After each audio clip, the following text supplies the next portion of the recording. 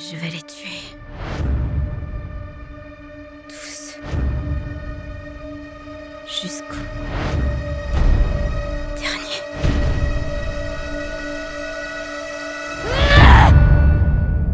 Salut à toutes et à tous, c'est Kronk, et aujourd'hui on se retrouve pour parler d'une licence que j'apprécie tout particulièrement, à savoir The Last of Us. Avec l'arrivée imminente d'une série HBO, fixée pour le moment à début 2023, je me suis dit que ce serait pas mal de se replonger un peu dans l'apocalypse. Alors attention, ici j'évoquerai certains événements des jeux, le premier étant sorti tout de même en juin 2013, ça risque de spoiler pas mal dans cette vidéo. Vous voilà prévenu. J'évoquerai surtout ici mes attentes concernant la série, mais aussi mes craintes, et je dois dire que j'en ai pas mal. The Last of Us donc c'est quoi ? Eh ben à la base il s'agit d'une série de jeux vidéo sortie sur console PlayStation, et par le studio Naughty Dog. Bien avant que l'iconique duo Joel et Ellie ne fasse sa première apparition, c'est en fait un tout autre duo qui va être à l'origine de sa création, Bruce Straley et Neil Druckmann. À ce moment-là, alors que les deux compères sont chargés de donner vie à un nouveau jeu de Jak and Daxter, ils abandonnent rapidement le projet pour se consacrer à une toute nouvelle licence. En effet, ils estiment que le retour de Jak ne satisferait pas la majeure partie du public et ne rendrait pas hommage aux fans. Juste décision ? Sans doute. Petite anecdote, c'est la toute première fois depuis la création du studio que Naughty Dog travaille simultanément en deux équipes scindées, l'autre partie des employés œuvrant au même moment sur Uncharted 3. Druckmann et Straley réfléchissent donc à un tout nouveau concept, puis d'un seul coup, ça fait tilt. Apparemment, ils seraient tombés sur un épisode de la série Planète Terre, et ça tombe super bien, l'épisode en question, diffusé en 2006 sur BBC, nous fait suivre une fourmi, rongée par un mal plutôt terrifiant. L'infection dont elle souffre se situe au niveau du cerveau, ce qui résulte d'une excroissance vraiment très étrange et franchement dégueulasse. Ce phénomène parasitaire se fait appeler champignon cordyceps, et donne immédiatement des idées aux deux bonshommes. Ils imaginent donc cette maladie s'en prendre aux êtres humains, les transformant en véritables zombies sur pattes, extrêmement agressif avec en plus une tête de chou. Pour la création de leur nouveau jeu, Straley et Druckmann ont plusieurs références en tête. No Country for Old Men, La Route, Je suis une légende, et évidemment la série de comics Walking Dead, fortement populaire à ce moment-là d'ailleurs. N'oublions pas non plus le roman La Cité des voleurs de David Benioff. Le livre fait même littéralement un caméo dans le second opus, servant de lecture de chevet à notre cher Abby. Autre référence, l'un des personnages principaux du roman porte le nom de Lev, également un personnage marquant dans The Last of Us Part 2. Tout est lié on dirait.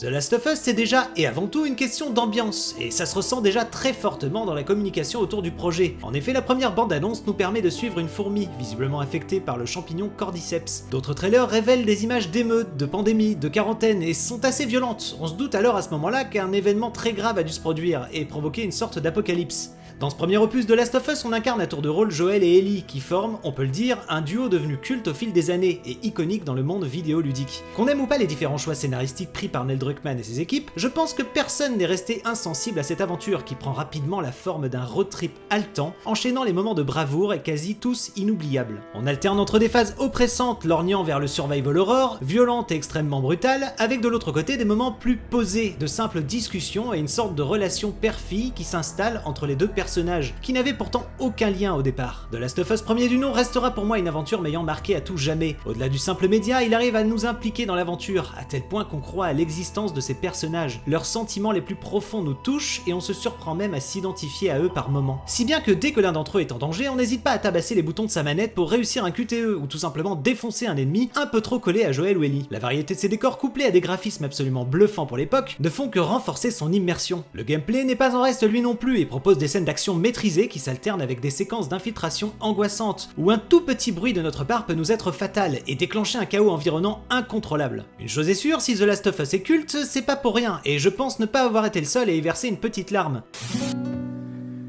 Si on me donnait une chance de revenir en arrière à ce moment précis, je le referais sans hésitation.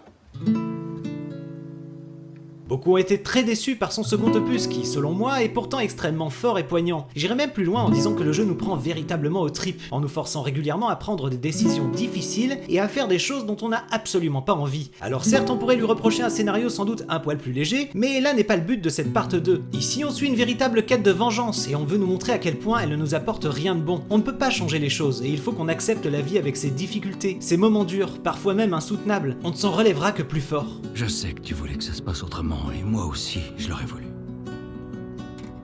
Mais c'est comme ça. The Last of Us Part II, en plus d'avoir des thématiques très fortes, se permet même de déshumaniser des personnages auxquels on a pu être attaché par le passé, en plus de les creuser considérablement en profondeur. La rage, la haine même change le comportement d'Ellie par exemple, qui est assez méconnaissable quasi tout le jeu. Mais après, peut-être a-t-elle de bonnes raisons, non? Bon, je vais pas spoiler davantage pour ceux n'ayant pas fait ces deux jeux désormais considérés comme cultes, mais va falloir s'y mettre un de ces jours. Ils valent vraiment le détour, et je vous mets au défi de pas verser une petite larme. Mais pourquoi évoquer tout ça avant de vous parler de la série? Eh ben j'y viens. En fait, ce dont je parlais juste avant dans la vidéo, c'est que le jeu nous implique directement et manette en main afin de nous faire ressentir des émotions inédites. Ellie est sur le point de se faire mordre par un clicker? Vite, on se précipite ventre à terre pour sauver la petite dans un véritable élan de panique. Joël se fait attaquer, bim, on traverse la pièce et on démonte la tronche de son assaillant, sans attendre une seconde de plus. Ce sentiment d'urgence, de danger permanent, couplé à un univers brutal et des séquences horrifiques franchement étouffantes, capte notre attention à chaque seconde. Le côté survival donc peut marcher en live, mais à mon sens, on n'y ressentira pas les mêmes choses qu'en jeu vidéo. Lorsqu'on se déplace dans un couloir sombre avec une petite lampe torche qui marche mal, 2 balles restantes dans le chargeur et des bruits inquiétants plein les oreilles, on n'est pas impliqué de la même façon. C'est à nous de réagir, à nous de penser comme le personnage et de viser juste si ça chauffe, ou même encore de simplement fuir. Si on voit juste Pedro Pascal agir à l'écran, je dis pas que ce sera pas bien. On a eu plein d'excellents films d'horreur et l'ambiance du jeu se veut déjà à la base très cinématographique en plus. Je veux simplement dire que l'implication du spectateur ne sera pas la même et qu'il va falloir donc que la série amène autre chose, qu'elle arrive autant à capter notre attention dans ces moments-là. En tout cas, pour parler brièvement des ennemis, sachez qu'il y a aussi des humains, pas seulement des infectés. Dans Last of Us Part II d'ailleurs, l'intelligence artificielle est tellement développée qu'on a limite de la peine de tuer certains gardes ou survivants qui nous traquent. On a beau être en danger de mort, mais lorsqu'on tue un chien qui était sur le point de nous repérer, ça fait mal. Surtout quand on voit une seconde plus tard son maître pleurer sa mort. On se demande au final si le véritable ennemi ce n'est pas nous.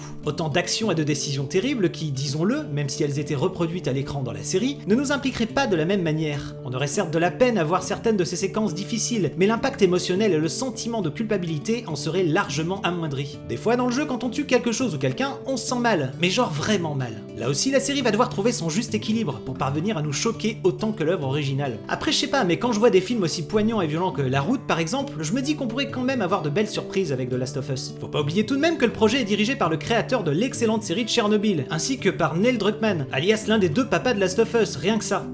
Mais une question se pose tout de même, quel est l'intérêt de voir retranscrite à l'écran exactement la même trame que le jeu vidéo? On la connaît l'histoire de Joël, on connaît même celle d'Ellie, on a même eu droit à un court mais excellent préquel en DLC, Left Behind, pour creuser son personnage et l'étoffer davantage. Côté casting, je sais pas trop quoi penser. J'aurais peut-être plus pensé à Gerard Butler ou Josh Brolin en Joël, mais étrangement je trouve que Pedro Pascal ça passe plutôt bien en fait. À voir pour son jeu d'acteur, mais je me fais pas trop de soucis de ce côté-là. Quant à Bella Ramsey, je suis pas encore convaincu. Physiquement, elle ne ressemble pas vraiment à Ellie, pas du tout même, mais je me dis qu'avec son talent d'actrice, elle peut sûrement faire la différence. Le problème des personnages aussi emblématiques, c'est qu'on a vraiment une image d'eux, ancrée dans l'esprit. Et ça, va falloir s'en détacher pour apprécier les nouveaux. Bon, alors après, on peut se dire qu'une série uniquement centrée sur le duo éponyme, un amour naissant père-fille entre les deux, peut donner lieu à pas mal de séquences bien émouvantes. On sait aussi que dans une série, on a souvent le temps de bien y étaler ses personnages, voire même, et c'est ce que j'attendrai aussi de la part du show, d'en créer et d'en développer d'autres. Franchement, il y a le temps quand même en 10 épisodes. Je pense aussi que c'est sur ce point-là que la série peut nous surprendre et avoir un potentiel intérêt. Disons-le très clairement, pour les fans du jeu, ce serait cool de revoir quelques séquences cultes, mais là où on va attendre cette version live au tournant, c'est sur ses nouveautés bien sûr. Espérons très fort de nouvelles séquences donc, et pas une simple reproduction scène par scène de tout ce qu'on connaît déjà. Mais bon, très sincèrement, je trouve étrange de la part de quelqu'un comme Neil Druckmann de nous proposer une vision alternative de son aventure, si c'est pour faire une redite. Le type a quand même plutôt tendance à prendre les devants quand il s'agit d'innover et à raconter de nouvelles histoires. Pour preuve, on a juste à se rappeler de l'énorme raz-de-marée provoqué à la sortie de Last of Us Part 2, à cause d'un élément de scénario qui a, disons, divisé les fans. Mais c'était le choix de Druckmann de proposer un tel rebondissement, et il est allé jusqu'au bout. Qui sait, peut-être qu'on aura même droit à de grosses surprises, du style des personnages qui meurent dans le jeu et pas dans la série, des choix cornéliens pris par nos protagonistes différents de l'œuvre originale, ou même encore une fin alternative. Reste également un argument pour une telle production, et pas des moindres, faire découvrir la licence à ceux qui ne jouent pas ou qui ne peuvent pas y jouer. Manque de temps, désintérêt pour les jeux vidéo, problèmes de santé ou handicap, ça n'est pas toujours évident d'étendre son média à tous les publics. Et même si le jeu vidéo se veut de plus en plus accessible, que ce soit par le biais de modes faciles pour ceux qui veulent simplement profiter de l'histoire, ou encore d'options dédiées aux joueurs en situation de handicap, un jeu vidéo nécessite quand même de s'investir et d'y passer du temps. La série permettra donc d'étendre The Last of Us au-delà des consoles de Sony. Alors aucun rapport, mais un petit détail qui me fait bien plaisir, c'est Gustavo Santaolalla qui sera à la bande originale du show. Déjà à l'origine des sublimes compositions des 2 jeux et de Left Behind, le DLC du premier, on peut être sûr qu'il sera magnifié les passages émouvants. Si vous ne le saviez pas, c'est lui qui a composé la bande originale du somptueux Brokeback Mountain. Et quand on écoute,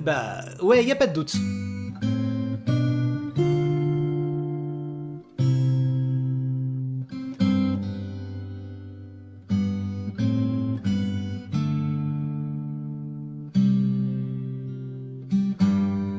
toutes les manières, il va falloir qu'on s'arme encore un peu de patience pour voir ce que tout ça va donner, la série ayant été décalée à 2023, avec une diffusion prévue sur HBO. Et vous, dites-moi en commentaire ce que vous en attendez de cette série. Impatient? Pas du tout? En tout cas, vous êtes les bienvenus pour débattre, tant que ça se fait dans la joie et la bonne humeur. Je veux une fois de plus remercier les tipeurs qui soutiennent mon travail et qui seront sans doute contents du sujet de cette vidéo. On reviendra très certainement plus en détail sur les deux jeux Last of Us. Le but ici était simplement de parler un peu de la série et de mes attentes et surtout mes craintes, vous l'avez vu. En tout cas, j'espère que la vidéo vous aura plu, n'oubliez pas de vous abonner si ce n'est pas déjà fait, vous pouvez soutenir mon travail sur Tipeee si le cœur vous en dit, likez, partagez, et sinon, moi je vous dis à très vite pour une nouvelle vidéo. Salut!